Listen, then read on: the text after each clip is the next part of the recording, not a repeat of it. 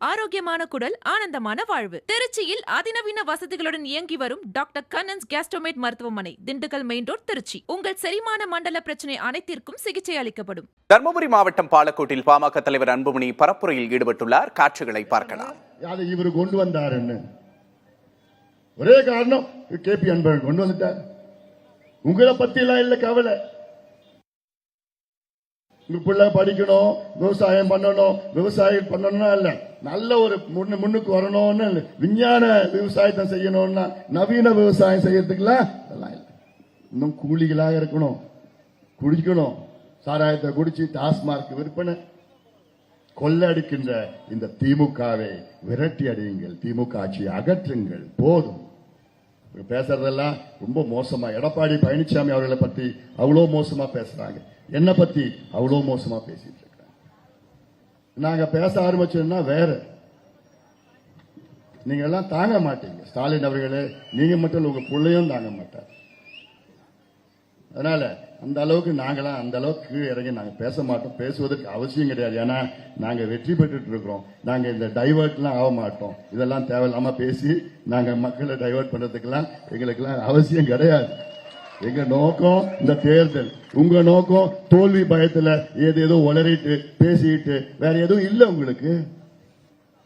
ஒரு முதலமைச்சர் 5 ஆண்டு காலம் தமிழ்நாட்டு ஆண்ட முதலமைச்சர் எதை சொல்லி வாக்கு கேட்கணும்? 5 ஆண்டு காலம் நான் செய்த சாதனைகளை வச்சு வாக்கு கேட்கணும். அது கேட்கிறாரா? இல்ல. எதை செஞ்சாதானே? எதுவும் இல்ல. அடுத்தது அவர் வச்சு கேட்கிற வாக்குகள்லாம் ஐயோ பிஜேபி வந்துரும், பிஜேபி வந்துரும். நான் சொன்ன ஸ்டாலின் அவர்களே, இது உங்களுக்கும் எடப்பாடி பழனிசாமி நடக்கின்ற தேர்தல், உங்களுக்கும் மோடிக்கும் நடந்த தேர்தல் 2 வருஷம் ஆச்சு முடிஞ்சு. நாடாளுமன்ற தேர்தல், இப்ப சட்டமன்ற தேர்தல் நடக்குது. ஸ்டாலின் அவர்களே அதை ஞாபகப்படுத்தின, அப்புறம் அதை பேச நிறுத்திட்டார். இப்ப எடப்பாடி பழனிசாமி அவர்கள அப்படி தனி மனித தாக்குதல், அவர் இப்படி பண்ணார் அப்படி பண்ணாரு, அன்புமணி இப்படி அப்படின்னு என்ன பத்தி மோசமா பேசிட்டு இருக்காங்க. இப்ப அடுத்தது இப்ப என்ன பேசுறா தெரியுமா? ஸ்டாலின் அவர்கள் நேற்றோட தருமபுரியில் வந்து பேசிட்டு போனார். எதை பத்தியும் பேசல. இந்த திட்டம், உங்களுக்கு படிப்பு, வேலை வாய்ப்பு, முன்னேற்றம் எதுவும் பத்தி இல்ல. ஒன்னே ஒன்னு கேட்கிறார், திமுக ஓட்டு போடுங்க, நாங்க உங்களுக்கு 8000 ரூபாய் கூப்பன் தரோம். தலையெழுத்து. இதை விட ஒரு மானங்கட்டத்தனை ஏதாவது இருக்குமா? 5 ஆண்டு காலம் உங்களுக்கு ஆட்சி கொடுத்தா கடைசியில கூப்பன்ல வந்து நிற்பீங்க நீங்க. அதுவும் அந்த கூப்பன் என்ன? போலி கூப்பன். அதுவும் இப்ப இந்த வேட்பாளர் ட்விட்டர் குமார், இந்த வேட்பாளர் வந்து சுவர் ஒட்டி ஒட்டுறார், 8000 கூப்பன். நான் அப்பயே சொன்னேன், ஒரு மானங்கட்டத்தனமான ஒரு வேட்பாளர். அவங்க முதலமைச்சரை வச்சு ஓட்டு கேட்கல, அவங்க 5 ஆண்டு காலம் செஞ்ச சாதனை வச்சு ஓட்டு கேட்கல, அவங்களுடைய திராவிட மாடல் உருப்படாத ஒரு மாடல் திராவிட மாடல் வச்சு ஓட்டு கேட்கல, அவங்களுடைய தேர்தல் அறிக்கை வச்சு ஓட்டு கேட்கல, 8000 ரூபாய் கூப்பன் வச்சுதான் ஓட்டு கேட்கறாங்க. இந்த 8000 ரூபாய் கூப்பன் வச்சுதான் அதை நம்பிதான் நம்பிட்டு இருக்கிறாங்க. இதை விட ஒரு மானங்கட்டத்தனம் ஏதாவது இருக்குமா? 8000 ரூபாய் கூப்பன்.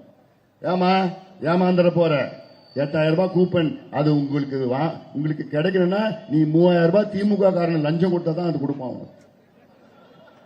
சும்மா கொடுக்க மாட்டான். அதை யாருக்கிட்ட கொடுப்பானா?